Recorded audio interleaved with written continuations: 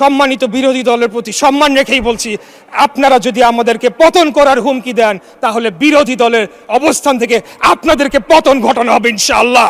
মাননীয় স্পিকার, আমি একটু বলতে চাই যে আমাদের সম্মানিত বিরোধী দলের সদস্যবৃন্দরা এখানে রয়েছেন, তাদের অনেকেই খুব সুন্দর বক্তব্য দিয়ে থাকেন, সেটাকে আমরা অ্যাপ্রিসিয়েট করি, কিন্তু তারা সংসদের বাইরে এবং কিছু কিছু ক্ষেত্রে সংসদের ভেতরেও যেভাবে বক্তব্য রাখছেন তার মাধ্যমে যে বিষ বাষ্প ছড়ানো হচ্ছে সেটির একটা প্রভাব কিন্তু আমরা বর্তমান যে শিক্ষা প্রতিষ্ঠান ক্যাম্পাস যে উত্তপ্ত হয়েছে সেখানে আমরা তার প্রভাব একটা দেখতে পাচ্ছি।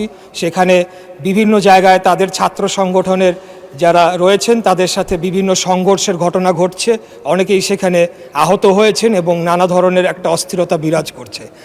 আমি খুব কষ্ট পেয়েছি যে গত সপ্তাহে বৃহস্পতিবার দিন এখানে সুন্দর আলোচনা হলো, জ্বালানি বিষয়ক একটি সমস্যা নিয়ে একটি কমিটি গঠন করা হলো। আমাদের মাননীয় বিরোধী দলের নেতা তিনিও খুব সুন্দর বক্তব্য রাখলেন, কিন্তু পরের 2 দিনই আমরা দেখলাম যে এই 2 দিন সংসদ চলেনি, যে তাদের নেতৃবৃন্দ বিভিন্ন জায়গায় নানা ধরনের কথা বলেছে এবং এক প্রকার জনগণকে উস্কানি দিয়েছে। এমনও কথা বলা হয়েছে যে 17 দিনের মধ্যে নাকি বিএনপি নির্বাচিত সরকারকে তারা ক্ষমতা থেকে হটাবে। তো আমি আপনার মাধ্যমে এই সংসদ এবং জাতি যারা সকলেই লাইভ টেলিকাস্ট হচ্ছে সকলেই দেখছে, আমি তাদের উদ্দেশ্যে বলতে চাই যে 2008 সালের নির্বাচনের মাধ্যমেও এই সরকার ক্ষমতায় আসে নাই, 14, 18, 24-এর মাধ্যমেও এই সরকার ক্ষমতায় আসে নাই। আমরা জনগণের সরাসরি ভোটের মাধ্যমে ম্যান্ডেট প্রাপ্ত হয়ে এই সংসদে এসেছে।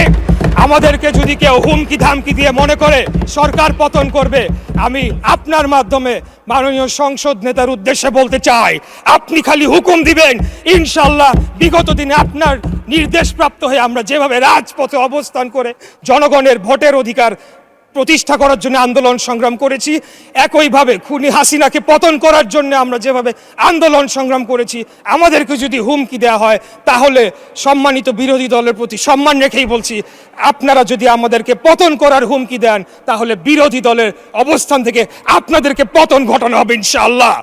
আমরা কোনো ধরনের অস্থিতিশীল করতে চাই না, আমরা বাংলাদেশে কোনো ধরনের বিভক্তির রাজনীতি চাই না, আমরা একটা শান্তির রাজনীতি চাই, একটা ঐক্যের রাজনীতি চাই।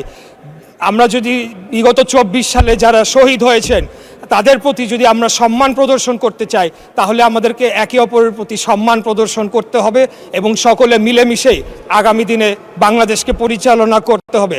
আপনারা হয়তো ভুলে যাচ্ছে, আমাদের সম্মানিত বিরোধী দল হয়তো ভুলে যাচ্ছে, সংক্ষিপ্ত সময় বাড়ানোর আবেদনও করব না, ইনশাল্লাহ 5 বছরের জন্য নির্বাচিত হয়েছি, আরও সুযোগ পাবে কথা বলার, ইনশাল্লাহ কথা বলে যাব। তাই আপনার মাধ্যমে আমি আবারও ঐক্যের আহ্বান জানাচ্ছি, শান্তির আহ্বান জানাচ্ছি এবং পরস্পরের প্রতি একটা শ্রদ্ধার মাধ্যমে আপনারা একটা সম্মান বজায় রাখবেন এবং একে অপরকে হেয় প্রতিপন্ন করার মাধ্যমে যে একটা অপসংস্কৃতি চালু হয়েছিল বিগত খুনি স্বৈরাচারী ফ্যাসিবাদী হাসিনার আমলে, সেখান থেকে যাতে আমরা বের হয়ে এসে আগামী দিনে একটা ঐক্যের রাজনীতি প্রতিষ্ঠা করতে পারি, সেই আহ্বান জানিয়ে আমার বক্তব্য এখানে শেষ করছি। খোদাফেজ। বাংলাদেশ জিন্দাবাদ, বাংলাদেশ জাতীয়তাবাদী দল জিন্দাবাদ। ধন্যবাদ মাননীয় স্পিকার।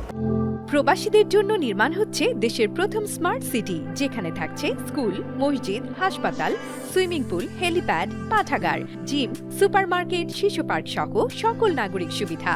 মাত্র 30 লাখ টাকা বিনিয়োগে মিলছে আকর্ষণীয় ফ্ল্যাট। প্লাটিনাম ইনভেস্টরদের জন্য ঢাকা বিমানবন্দরে ভিআইপি প্রোটোকল সুবিধা। বিস্তারিত জানতে যোগাযোগ করুন স্ক্রিনে দেয়া হোয়াটসঅ্যাপ অথবা ইমো নাম্বারে।